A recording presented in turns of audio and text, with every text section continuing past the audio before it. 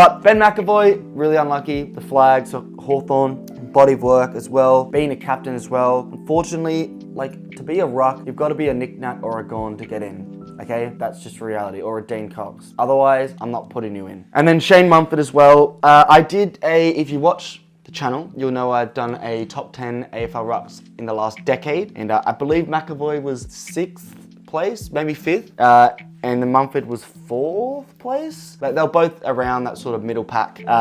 Unfortunately, they don't get in. And you're gonna crucify me, but I've given you my reasoning. Into the top 4, slightly high, but you know what? I put him here anyway, partially because of where he was picked. Now, this guy was originally picked at 75 in the draft. At the bottom, you can't actually see, but it is, if you look at the AFL 2007 AFL draft, he's the last name of the draft before the preseason and rookie draft. Going with Tex Taylor Walker. Now, if Taylor Walker had have gone at 4th place, he would have gone to Melbourne. Now, before I go into that, by the way, the Dogs in 5th place did pick Jared Grant. Sad story about microphone.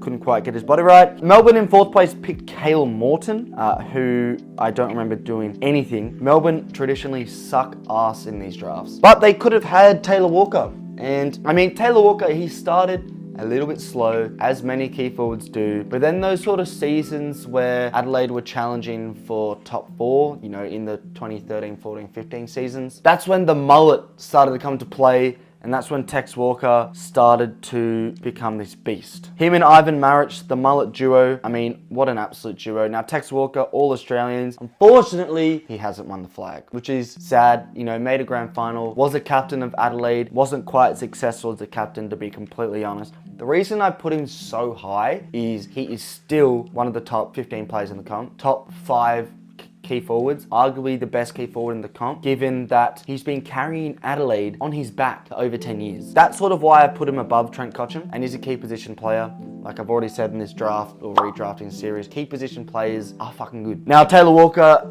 you know, year after year he's performing. He's always been high up in the Coleman. I don't think he's ever been out and out the best key forward in a particular season, okay? But, you know, like I said, recent years he's been aging like fine wine. And I think Adelaide fans know that once he retires, there will be quite a major drop-off in their form, given how reliant they are on Tex Walker, even at his very old age. Now, this leads me on to my top 3, which is the most stacked top 3 in any of these redrafts yet. You would know that, given that Cotchin and Walker aren't in the top 3. In 3rd place, I've got someone whose body of work isn't quite there, okay? And that's probably the reason he's not as high.